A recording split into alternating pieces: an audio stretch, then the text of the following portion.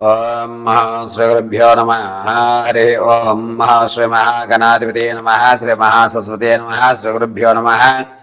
హరి ఓం.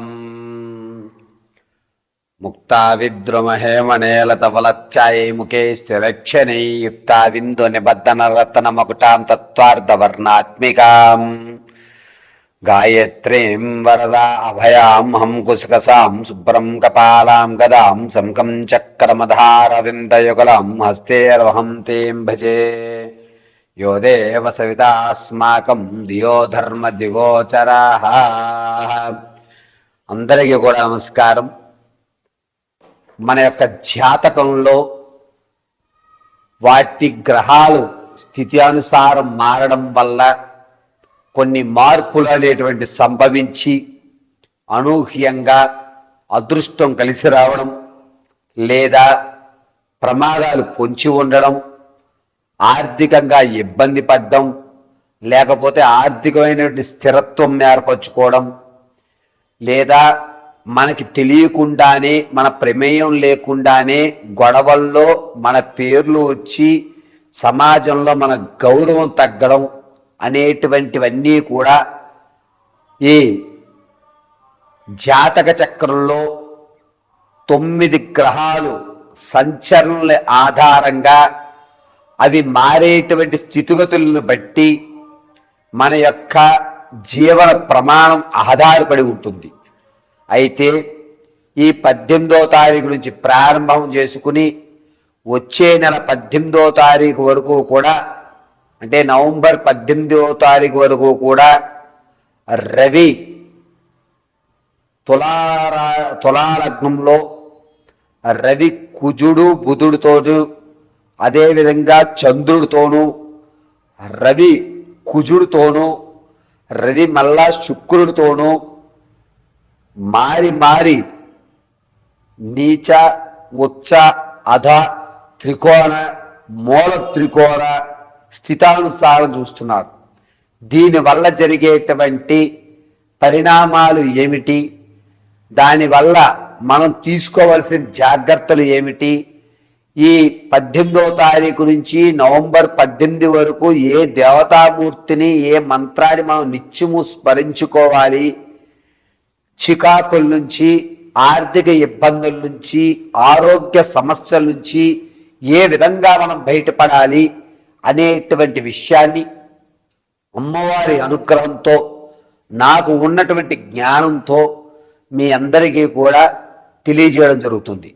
అయితే నేను చెప్పేటువంటి ఈ నెల రోజులు ఫలితము కూడా ద్వాదశ రాశుల వారందరికీ కూడా గోచార రీత్యా మాత్రమే మీకు తెలియజేస్తున్నాను. ఇది మాత్రం గుర్తుపెట్టుకోండి అయ్యా, గోచార రీత్యా మాత్రమే మీకు ఈ యొక్క సంచలనంలో జరిగేటువంటి మార్పులు తెలియజేస్తున్నాను. వ్యక్తిగతమైనటువంటి జాతకాన్ని మీరు తెలుసుకోవాలి అంటే కింద స్క్రోల్ అవుతున్న నెంబర్ను సంప్రదించి మీ వ్యక్తిగతమైనటువంటి సమాచారం, date of birth, time, place of birth, గురుగారు మా దగ్గర లేవండి, ఎప్పుడూ రాయడం కుదరలేదు అనుకుంటే కనుక మీ ఫోటో, అదేవిధంగా మీకు తెలిసినటువంటి మీ డేట్ కానీ లేదా మీ పేరు, పూర్తి పేరు కానీ మాకు సెండ్ చేసినట్టయితే మీ పూర్తి జాతకాన్ని విశదీకరించి అద్భుత అవకాశాలు ఎప్పుడున్నాయి, ఏ రంగంలోకి వెళ్తే మనకి కలిసి వస్తుంది, స్థిరత్వం ఎప్పుడు ఏర్పరచుకుంటాం, వివాహాలు ఎప్పుడవుతాయి, ఇంతేనా నా జీవితంలో మార్పులు జరగవా, అద్భుతాలు జరగవా, అవి జరిగే ఉంటే ఎప్పుడు జరుగుతాయనేటువంటి పూర్తి విషయాన్ని మీకు వివరించి చెప్పడం జరుగుతుంది. ద్వాదశ రాశుల వారికి రవి తులాలగ్నం నుంచి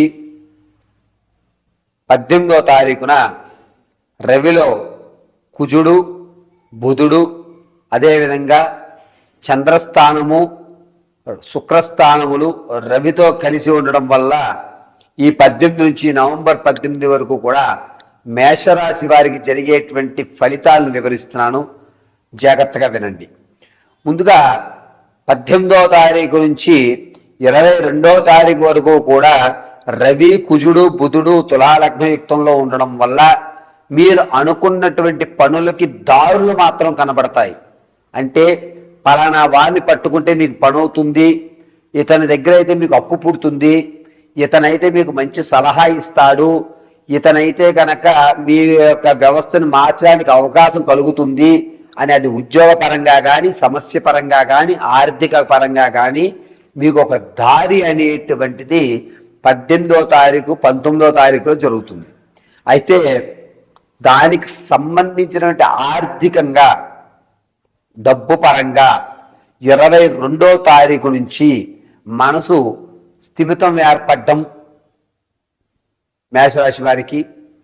పర్వాలేదు, భగవంతుడు నన్ను చూస్తున్నాడు, నాకు అవకాశం దొరికింది, దానికి తగ్గట్టుగా కావలసినటువంటి అన్ని పరికరాలు, అంటే అనారోగ్యంగా ఉంటే డబ్బులు రావడం, లేదా ఒక స్థలాన్ని మనం అమ్మేసుకుని సమస్య నుంచి పరిష్కారం కావాలంటే ఆ డబ్బులు మన చేతికి రావడం అనేటువంటిది 23వ తారీఖున జరుగుతుంది. ఇక 24వ తారీఖు నుంచి 28 వరకు కూడా కుజుల్లో రవి ఉండడం వల్ల మేషరాశి వారికి మెడ నరాలు లాగడం లేదా నరాలు పట్టు వదిలేయడం, ఒక రకంగా చెప్పాలి అంటే పెరాలసీ సంబంధించినటువంటి వ్యాధులు కానీ, నరానికి సంబంధించిన ఇబ్బందులు కానీ ఈ నెలలో మేషరాశి వారు 25, 26 తారీఖులో చాలా జాగ్రత్తగా ఉండాలి. ఇక 31వ తారీఖు నుంచి కూడా మేషరాశి వారికి ఈ నెలలో 31వ తారీఖు నుంచి ఒక మంచి అవకాశం ఏర్పడుతుంది. ఏ విధంగా అంటే, పలానా చోట ఉద్యోగం ఉంది, నేను నీకు సపోర్ట్ ఇస్తాను అని మిమ్మల్ని రెఫర్ చేయడం, ఉద్యోగం లేని వారికి ఆర్థికంగా లేదా మానసికంగా ఒక స్థిరత్వం అనేది ఏర్పడడం, ఎవరైతే అప్పులు బాధపడుతున్నారో మేషరాశి వారు ఈ నెల 31వ తారీఖున ఆ అప్పులకు సంబంధించి కొంత భాగాన్ని, అంటే ఒక 30% రుణాన్ని తీర్చేసేటువంటి అవకాశం కలగడం, ఆరోగ్యంలో కొంచెం స్థిరత్వం ఏర్పడడం, అంతేకాకుండా విదేశాలకు వెళ్ళాలి అనుకున్నటువంటి వారికి ఈ 18 నుంచి నవంబర్ 18 మధ్యలో, అనగా 25వ తారీఖున గురుడు, రవి, కుజుడు మంచి స్థానాల్లో ఉండడం వల్ల విదేశాలకు వెళ్ళాలి అనేటువంటి కోరిక నెరవేరడం అనేటువంటి జరుగుతుంది. అంతేకాకుండా మేషరాశి వారు అద్భుతమైనటువంటి ఫలితాలను ఈ 3వ తారీఖు నుంచి రవిలో శుక్రుడు ప్రవేశించడం వల్ల మంచి అవకాశం అనేది కలుగుతుంది. స్థిరమైనటువంటి ఆస్తిని ఖచ్చితంగా మీరు 3వ తారీఖును కొనుగోలు చేస్తారు. అంతేకాకుండా మేషరాశి వారికి ఈ 18వ తారీఖు నుంచి వచ్చే నెల 18 వరకు కూడా ఒక కొత్త పరిచయాలు ఏర్పడడం, దానివల్ల మీరు అనుకున్నటువంటి స్థాయిలోకి మీరు వెళ్ళడానికి మంచి అవకాశం అనేది లభిస్తూ ఉంటుంది.